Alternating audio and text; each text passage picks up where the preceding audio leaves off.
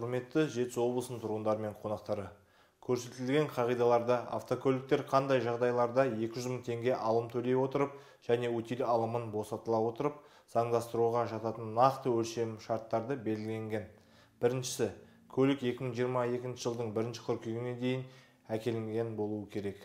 Екіншісі, іздеуде болмауы қажет. Үшіншісі, басқа мемлекетте бұрынғы тіркелген жері бойынша есептен шығарылған болуы тиіс. Төртінші, кедендік тазартудан өту керек.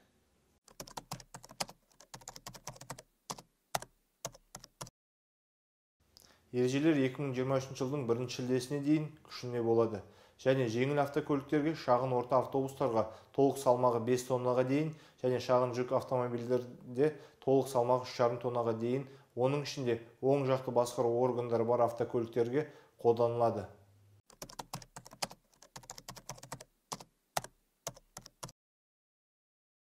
Бастапқы тіркеуге жататын шетелдік автокөліктердің жасына және экологиялық сыныбына талаптар қойылмайды.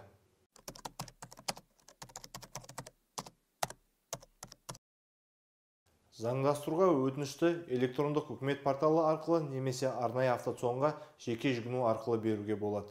Арнайы автоцондарда арнайы секторлар ұйымдастырылып, олар тек автокөліктерді заңдастыруға қажетті құжаттарды қабылдауды жүзеге асыратын болады. Сондай-ақ, сол жерде әкімшілік полиция қызметкерлері болады. Олар заңдастырудың өту тәртібін түсіндіріп береді. Сонымен қатар, мемлекеттік кірістер органдарының қызметкері де сол жерде болады. Олар қажет болған жағдайда кедендік төлемдерді төленбеудің тәртібін түсіндіреді.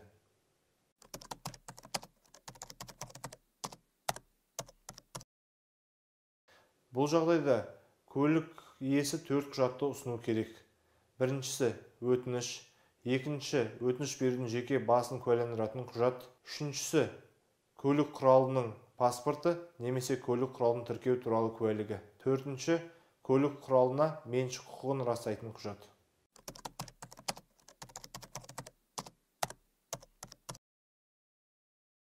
Өтініш пен құжаттарды тапсырғаннан кейін көлік құралын автоцонның тексеру пунктіне номерлік агрегаттарын салыстыру үшін ұсынылады.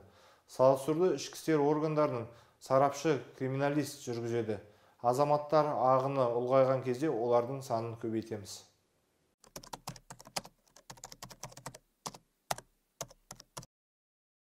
Біз салыстырып тексеруден өткеннен кейін 2 күн ішінде көлік құралын заңдастыруға болатынын немесе болмайтынын жөнінде шешім шығаруымыз керек.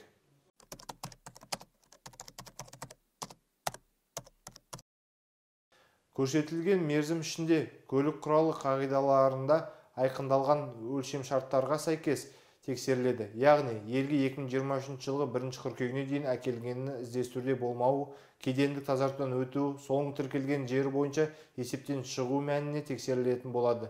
Кіру күні ұлттық қауіпсіздік комитеті бойынша шекара қызметі немесе мемлекеттік кірістер органдарының жүйелеріне бойынша айқындалатын болады. Бүгінде бұл процесс толығымен автоматтандырылған және автокөліктердің шекарадан өту есебін ВИН коды бойынша жүргізеді.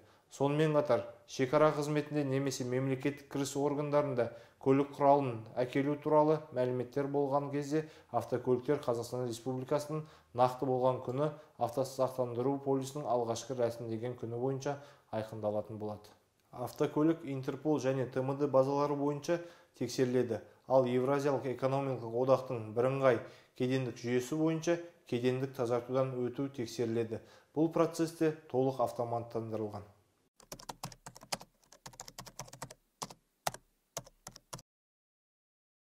Тексеру сәті өткен жағдайда өтініш беруші, яғни оның ұялы телефонына оң нәтиже туралы және көлік құралын тіркеу үшін арнайы автоцонға келу туралы қысқа хабарлама жіберіледі.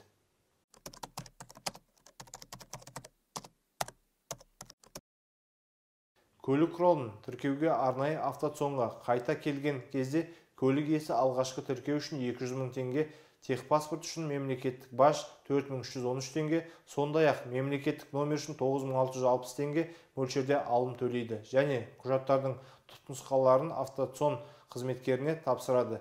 Тіркеу бекітілгеннен кейін автомобиль иесіне Қазақстан Республикасының тіркеу құжаттары және мемлекеттік номерлері беріледі.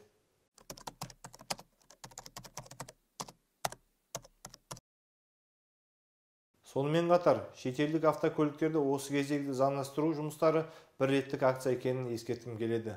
Бұдан былай, Қазақстан азаматтары шетелдік есепке алынған автокөліктерді сатып алғаннан кейін оларды Қазақстан Республикасында уақытылы тіркеу туралы талаптарды сақтау қажет. 10 жұмыс күні ішінде. Заңдастырудан өтпейтін немесе 2022 жылғы 1 қыркүйегінен кейін әкелінген автокөліктер және Қазақстан азаматтарымен жалпы тәртіппен тіркемейтін автокөліктер ел аумағында заңсыз пайдалануда деп есептелетінін тағы бір рет хабарлаймын.